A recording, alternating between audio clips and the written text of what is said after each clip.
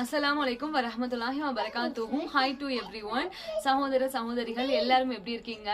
காலையிலேங்க என்னோட ஒர்க் வந்து ஸ்டார்ட் ஆயிருச்சு. மாஸ்டருக்கு வந்து சஹருக்கு நம்ம சாப்பாடுலாம் செஞ்சு கொடுப்போம்ல நோம்பு வைக்கிறதுக்காக, அந்த பிளேட்ஸ் எல்லாத்தையுமே வந்து காலையில தான் வந்து நான் வாஷ் பண்றது. ஏன் அப்படின்னா நம்ம வீட்டுல கிச்சனுக்குள்ள வந்து இன்னும் வாஷ் மிஷின் ஃபெசிலிட்டி வந்து நம்ம இன்னும் பண்ணல. இனிமே தான் வந்து வீட்டு வேலை வந்து நம்ம ஸ்டார்ட் பண்ண போறோம். அப்படிங்கிறதுனால வாஷ் மிஷின் வந்து வெளியே தான் வந்து வச்சிருக்கு. ஏன்னா நைட்டு வந்து நீங்க சொன்னா நம்புவீங்களா என்ன அப்படின்னு தெரியல. 2 நாளாங்க இப்ப நாங்க இருக்கோம்ல இந்த புல்வாமா வில்லேஜ்ல, அந்த வில்லேஜ்ல அந்த செட்டு ஹோம் இருக்கும் பாத்தீங்களா. நம்ம வீடியோ தொடர்ந்து பாக்குறவங்களுக்கு தெரியும், நான் காய்கறி எல்லாம் ஸ்டோர் பண்ணி வச்சிருப்பேன். அந்த ஷெட் ஹோம் இருக்குல்ல, ஷெட் ஹோம்க்கு சுத்தி உள்ள இடங்கள்ல நாங்க ஏற்கனவே சொல்லியிருப்பேன், பட்டாணி வந்து போட்டு வச்சிருக்கேன். இந்த இது இருக்கு பாத்தீங்களா, உருளைக்கிழங்கும் வந்து தன்னால முளைச்சு வந்துட்டு இருக்கு. அப்படி இருக்க பட்சத்துல சிங்கத்தோட நடமாட்டம் அந்த அரௌண்ட் த ஏரியால வந்து இருக்குங்க. அது எங்களுக்கே வந்து தெரியும். அந்த ஷெட் ஹோம் இருக்கு பாத்தீங்களா, ஷெட் ஹோமே இருக்கிற சுத்தி உள்ள இடங்கள்ல நாங்க போட்டிருந்தது பட்டாணி போட்டிருந்தோம். பக்கத்துல வந்து உருளைக்கிழங்கு செடி வந்து தன்னால வளர்ந்துட்டு இருக்கு. ஏன்னா அந்த மணல் வந்து நல்ல மூட்டு மண் மாதிரி குமிஞ்சு போயிருக்கும். குமியிற இடத்துல வந்து நம்ம உருளைக்கிழங்கு விதைச்சு வச்சோம்னு வைங்கள சூப்பரா வந்து வளரும். நான் அதே வந்து வர்ற வீடியோக்கள்ல காமிக்கிறேன். சரி, அப்படி அங்க என்ன இருந்துச்சு அப்படின்னா சிங்கத்தோட நடமாட்டம், அந்த கால் இது இருக்கு பாத்தீங்களா, அந்த ஃபுட் பிரிண்ட் அது அப்படியே இருந்துச்சுங்க. எங்களுக்கே வந்து தெரியாது. இங்க பக்கத்துல தோட்டத்துல உள்ளவங்க வேலை பார்த்துட்டு இருப்பாங்க. அவங்க தான் வந்து சொன்னாங்க இங்க சிங்கத்தை வந்து ஒரு அவங்க லாங்குவேஜ்ல சொன்னாங்க. எனக்கு புரியல. நான் மாஸ்டர்கிட்ட போன் அடிச்சு, அவங்க ஸ்கூல்ல இருந்தாங்க. அப்ப அவங்கள்ட்ட போன் அடிச்சு குடுக்கல. அவங்க சொன்னாங்க சிங்கத்தோட நடமாட்டம் இருக்கான், பார்த்து வந்து இருந்துக்க, உள்ள நான் இல்லாத டைம்லயும் கதவை வந்து பூட்டியே வச்சுக்க அப்படின்னு மாஸ்டர் வந்து சொல்லியிருந்தாங்க. அவங்க வந்து சொன்னாங்க சிங்கத்தோட நடமாட்டம் வந்து இருக்கும் அப்படின்னு. சரி, சிங்கத்தோட நடமாட்டம் வந்து இருக்கும்னு சொல்லல நைட் நேரம் வந்து நம்ம இங்க வந்து வாஷ் பண்ணிட்டு இருக்க முடியாதுல்ல. அப்படிங்கிற பட்சத்துல தான் காலையில வந்து வாஷ் பண்றது. ஏன்னா சிங்கம் இப்ப நம்ம இருக்கிறது வந்து காட்டுப்பாதி தானேங்க. போன வருஷமா அந்த சிங்கம் வந்து இங்கிட்டு தான் தெரிஞ்சிட்டு இருந்துச்சு. ஏன் அந்த சிங்கம் வருது அப்படின்னா பக்கத்துல வந்து ஆடு மாடுலாம் வளர்ப்பாங்கல்ல, அந்த ஆட்டை தூக்குறதுக்காக தான் அவங்க வந்துட்டு இருக்காங்க. அப்படிங்கிற பட்சத்துல நம்ம நைட் வந்து வெளியே போக முடியாதுல்ல. சரி, அதோட தான் வந்து காலையில வாஷ் பண்றது. அதுக்கு முன்னாடி எல்லாம் வந்து சஹர் டைம் சாப்பிடுறத வந்து அப்பவே வந்து காலையில உங்களுக்கு சஹருக்கு சாப்பாடு செஞ்சு கொடுத்துட்டு டீயும் வந்து குடிப்பாங்க. டீ குடிச்சுட்டு தான் வந்து வைப்பாங்க. அதோட இவங்களையும் உட்காந்துட்டு இருப்பா, கழுவி வச்சுட்டு தான் போறது. ஆனா இந்த நியூஸ் கேள்விப்பட்டதுல இருந்து அதுக்கு வந்து இடமே இல்லைங்க. ஏன்னா சிங்கம் நம்ம வீட்டோட கதவு வந்து ஸ்ட்ராங்கா தான் இருக்கும். அது ஒரு தள்ளுனா முடிஞ்சு. இதுக்கெல்லாம் வந்து பயந்து போய் தான் உள்ளே வந்து இருந்துடுறது. காலையில அப்படின்னா இங்கிட்ட உள்ள ஆளுக்க வேலை பார்ப்பாங்க, தோட்ட வேலை. காலையிலே வந்து நான் உள்ள பூட்டிக்கிட்டு தான் இருப்பேன். இருந்தாலும் இங்க ஆளுக்கு வேலை பார்க்கறதுனால காலையில வந்து அந்த அளவுக்கு பயம் இருக்காது. ஏன்னா நம்ம இப்ப இருக்கிறதே வந்து காட்டுப்பகுதி மாதிரி உள்ள இடங்கள் தான். ஏன்னா நிறைய பேர் வந்து கேட்டிருந்தாங்க, அக்கா பக்கத்துல அக்கம் பக்கம் வீட்லாம் இருப்பாங்களா அப்படின்னா. அந்த அக்கம் பக்கத்துல நிறைய வீட்லாம் இருப்பாங்க.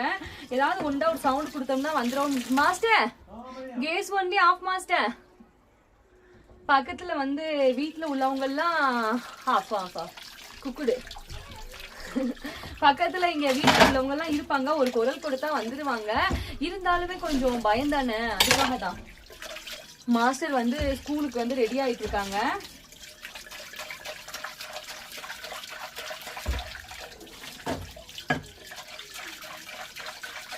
முடிச்சாச்சுங்க. பேசிக்கிட்டே கழுவி முடிச்சாச்சு ஒரு வழியா. இன்னைக்கு வந்து எனக்கு வீட்டுல கடுமையான வேலை இருக்குங்க. என்னென்ன வேலை அப்படின்னா, ஒரு நிமிஷம் கூட வீட்டுல நம்ம சும்மா இருக்கவே முடியாது. ஏன்னா தொடர்ந்து வேலை இருந்துட்டே இருக்கும். உங்களுக்கு இப்ப காலையில இந்த இதெல்லாம் கழுகி முடிச்சுட்டு இனி வீட்டை எல்லாத்தையும் கிளீன் பண்றது. வீட்டை எல்லாத்தையும் கிளீன் பண்ணி முடிச்சுட்டு ஸ்கூல் ட்ரெஸ், அப்புறம் நம்ம யூஸ் பண்ண ட்ரெஸ் எல்லாமே இருக்கும். ட்ரெஸ் எல்லாத்தையும் நான் ஹேண்ட் வாஷ் தானே பண்ணுவேன், மிஷின் வந்து கிடையாது.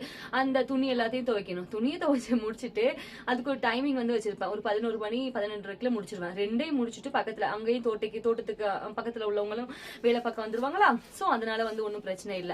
அவங்க அங்க வேலை பார்த்துட்டு இருப்பாங்க. நான் நம்ம வீடு தோட்டத்துல எனக்கு கொத்துற வேலை வந்து இருக்குங்க. கொத்துற வேலை இருக்கு. என்ன கொத்துற வேலை அப்படின்னா, இது அது என்ன வெள்ளைப்பூடி செடி இருக்கு பாத்தீங்களா, வெள்ளைப்பூடி செடி. இந்த நம்ம சைனீஸ் கீரை வச்சிருந்தோம்ல, சைனீஸ் கீரை சூப்பரா வளர்ந்துட்டு இருக்குங்க. சரி, அதை அப்படியே வித்தக்கூடாது அப்படின்னு அந்த மண்ணை வந்து லூஸ் ஆக்கணும். லூஸ் ஆக்குறதுக்காக தான் இந்த இது என்ன கொத்தாளி, நம்ம வந்து கொத்தாளின்னு சொல்லுவோம்ல, கொத்தாளியை வச்சு நான் அதே வந்து வர்ற வீடியோக்களை காமிக்கிறேன். அப்பதான் உங்களுக்கும் புரியும். அதோட அது மட்டும் இல்லைங்க, இன்னைக்கு கடுமையான வேலை இருக்கு. இந்த வேலையை முடிச்சுட்டு போய் பக்கத்துல எனக்கு ஒரு ஃப்ரெண்ட் இருக்காங்க, ஒரு சிஸ்டர், அந்த சிஸ்டரோட தோட்டத்துல போய் கவுடங்க இது சாணம் வந்து இருக்கு பாத்தீங்களா, சாணம் வந்து எடுத்துட்டு வரணும். சாணம் வந்து எதுக்காக நான் போடுவேன் அப்படின்னா, முட்டைக்கோசு, காலிஃபிளவர், அப்புறம் இந்த சைனீஸ் கீரை, வெங்காயம், வெள்ளைப்பூடுக்கெல்லாம் போட்டோம்னு வைங்கல வளர்ச்சி அமோகமா இருக்கும். ஸோ அதுக்காக ஈவினிங் வந்து அங்க வேற போகணும். எப்படியும் ஒரு 2-3 இது ஃபர்ஸ்ட் எடுத்துட்டு வந்துடுவேன். மாஸ்டரும் வந்து ஹெல்ப் பண்ணுவாங்க.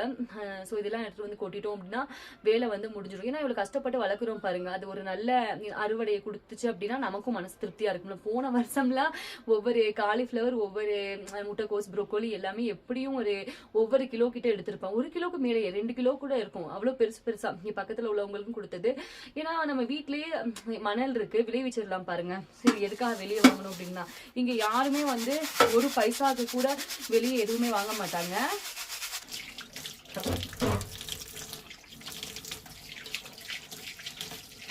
உங்ககிட்ட பேசிட்டே வந்து ஒர்க் பண்ணனால வேலை எல்லாத்தையும் ஈஸியா வந்து முடிச்சிட்டேன். இனி நூர்ஜஹான் இருக்காங்கல்ல, அவங்கள வந்து நீ ரெடி பண்ணணும்.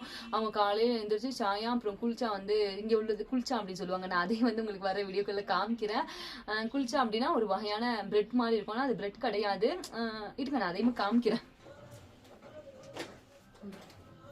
நான் சொன்னேன்ல நூர்ஜஹானுக்கு வந்து நாங்க கொடுப்போம் அப்படின்னு, குல்ச்சா அப்படின்னு. இதுதாங்க, இதுக்கு பேர் தான் இங்க காஷ்மீர்ல குல்ச்சா அப்படின்னு சொல்லுவாங்க. Master, kulcha only one how much?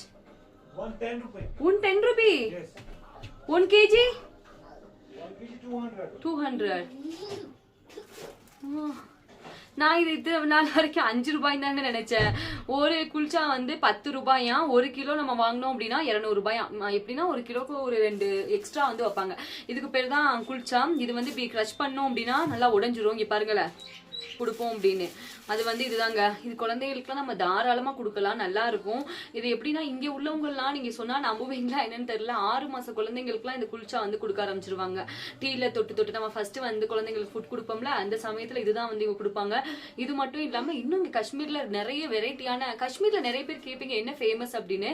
இங்கங்க என்ன பொறுத்த வரைக்கும், நான் பார்த்த வரைக்கும் இங்க ஃபேமஸ் அப்படின்னா பிரெட் வெரைட்டி வந்து நிறைய வெரைட்டியான பிரெட், எப்படி நீங்க 100-200 அந்த மாதிரி கூட நீங்க பார்க்கலாம். அந்த அளவுக்கு பிரெட் வந்து இங்க ஃபேமஸா இருக்கும். ஆனா நல்ல டேஸ்டாவும் இருக்கு. இதுக்கு பேர் வந்து இங்க காஷ்மீர்ல உள்ளவங்க சொல்றது குல்ச்சா அப்படின்னு சொல்லுவாங்க. இது வந்து மாவா இல்ல அரிசி மாவா என்னன்னே தெரியலங்க. எனக்கு பார்க்க மைதா மாமா தெரியல, அரிசி மாமா தான் தெரியுது. ஆனா நல்ல ஒரு நறுமணமாவும் இருக்கும். உள்ள ஒரு நெடக்கல்ல வச்சிருப்பாங்க, மேல அந்த ரவையெல்லாம் அப்படியே ஸ்ப்ரெட் பண்ணி வச்சிருப்பாங்க. இது வந்து ஒரு குல்ச்சாங்க 10 ரூபாய். இப்பதான் மாஸ்டர்ட்ட கேட்டேன். நான் இது வரைக்கும் நினைச்சிட்டு இருந்தேன் ஒரு குல்ச்சா 5 ரூபாய் போல அப்படின்னு. இது வந்து கிரஷ் பண்ணி விட்டு டீல வந்து சாப்பிடுறது. டீக்கு தாங்க நல்ல காம்பினேஷனா இருக்கும், காஃபிக்கெல்லாம் செட்டே ஆகாது. இங்க காஷ்மீர்லயும் நிறைய பேர் வந்து குடிக்கிறது டீ தான். அதே மாதிரி நிறைய பேர் என்கிட்ட வந்து கேட்டு இருந்தது, அக்கா காஷ்மீர்ல உள்ள தேயிலை வந்து நல்லா இருக்குமா அப்படின்னு. காஷ்மீர்ல தேயிலை விளைவிக்கவே மாட்டாங்க. இங்க உள்ளவங்களே அஸ்ஸாம்ல இருந்து தான் தேயிலை வந்து வர வச்சு வாங்குவாங்க. காஷ்மீர்ல வந்து தேயிலை வந்து விளையாதுங்க. அதையும் சொல்லணும் அப்படின்னு நினைச்சேன்.